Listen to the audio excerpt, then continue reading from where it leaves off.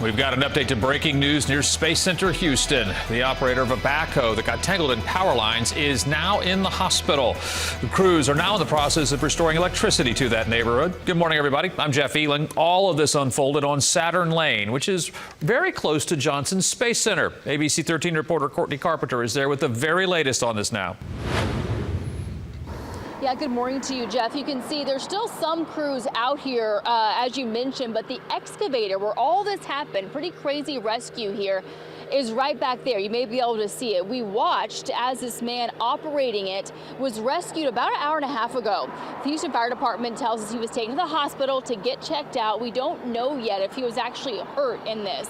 HFD says they got the call around 7:40 this morning. We just learned from the fire department that a crew was out here working when the excavator hit the power lines, explaining that the lines ended up getting kind of wrapped around the arm of the machinery. So they told the operator to stay there while they coordinated with CenterPoint to get that line de-energized. We were streaming live as all of this was happening. Here are the moments when the man was rescued.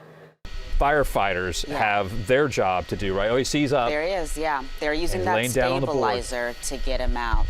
He does seem to be moving well on his own. You see he's under his own power right now, scooting down on that stabilizer for them to carry him out and away from that backhoe.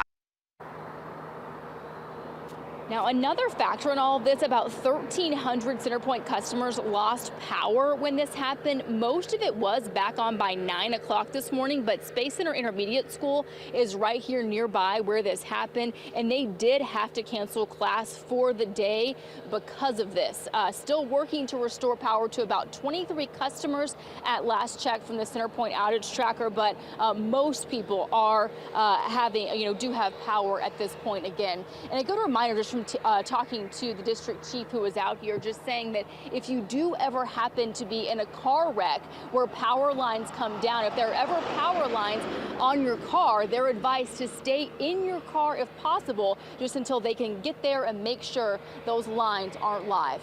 Reporting live here in the Clear Lake area, Courtney Carpenter, ABC 13 Eyewitness News.